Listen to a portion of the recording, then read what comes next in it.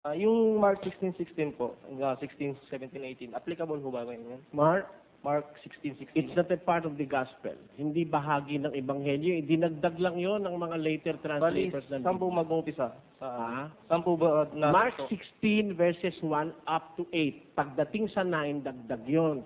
Yun ang tinatawag na long conclusion ng mga Bible translators which are not found in the early text of the scriptures. Wala yun sa mga sinaunang kasulatan. Idinagdag lang yun lately. Parang ganito. Yung 1 John 5:7, dagdag din yun eh. Oo. Tingnan mo ang Biblia mo, kung meron kang Biblia ng Tagalog, ano? Itong chapter 11 of the book of... Ito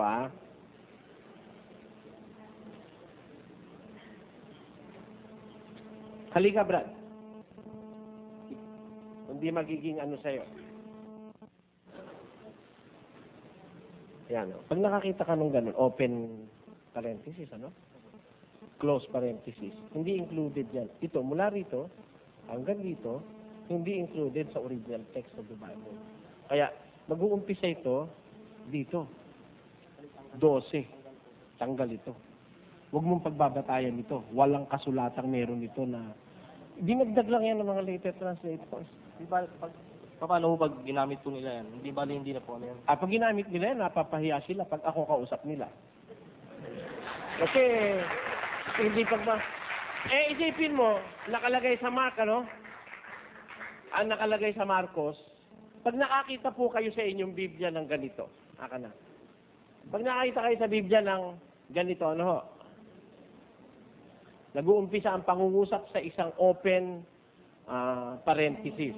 Tapos, kung saan siya mag-e-end, close parenthesis, hindi ho kasali yun sa mga matatandang manuscripts.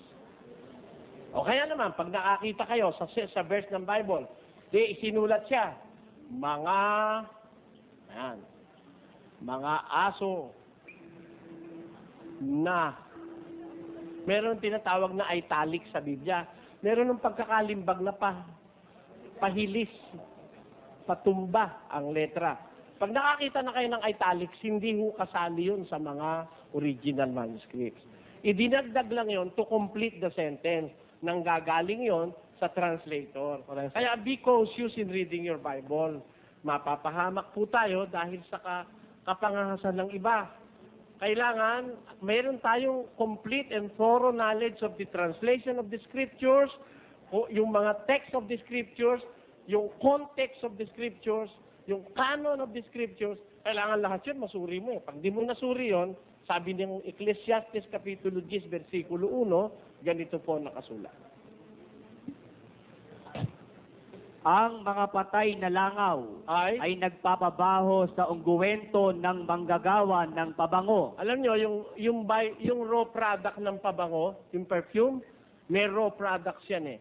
Yung pinanggagalingan ng pabango, yung ungguwento, lagyan mo ng mga patay na langaw, babaho yun eh. Nakakapagtaka, no? Yung pinanggagalingan ng pabango, malagyan lang ng langaw, babaho. Ano? Nakakapagtaka. Ano ibig sabihin ng Diyos doon? Tuloy natin. Gayon ang munting kamangmangan ay sumisira ng karunungan at karangalan. Yung palang munting kamangmangan. Makakasira na ng karunungan at ng kaalaman.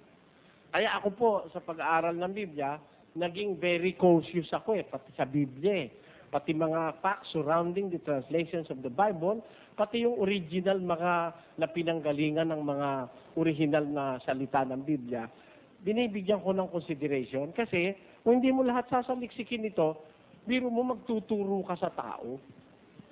Sa taong tuturuan mo, meron kang kamag-anak. Tama po ba o hindi?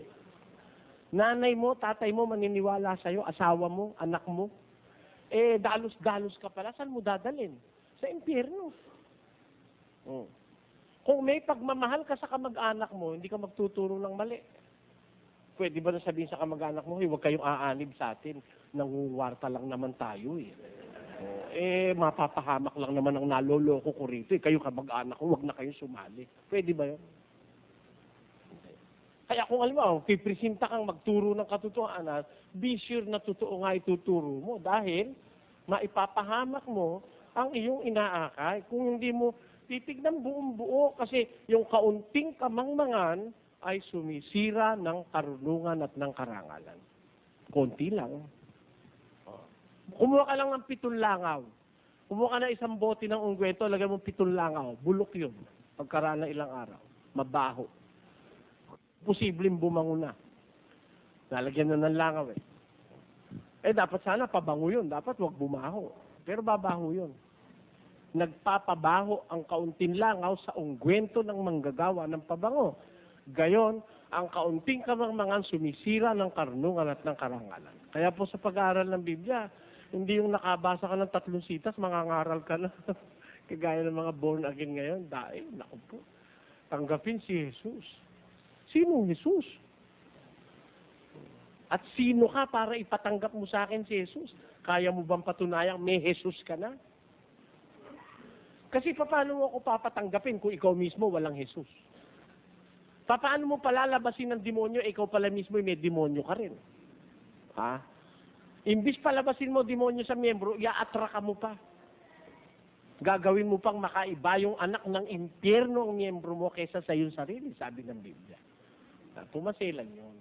Doon ako sa bagay na yun, nag-iingat eh. At ako po naninindigan na hanggang ngayon, awa ng Diyos, wala pa namang pastor na nakapagpatumba doon sa sinasabi ko. Hindi nila kayang itumba yun eh. Kasi naniniwala ako, ginawa ko ito nang hindi para may masamang intensyon sa kapwa o para magpayaman o kaya manloko, manghingi ng kwarta, magpayaman. Ang katunayan, hanggang ngayon, hindi ako mayaman. I am 30 years in the ministry, God willing, by this April. Sa April 7 po, I am 30 years in the ministry. 30 taon na po ako nangangaral. Hanggang ngayon, marami pa ho akong utang. Ibig sabihin, hindi talaga ako nagpapayaman. Hindi ang layong ko sa reliyon magpayaman.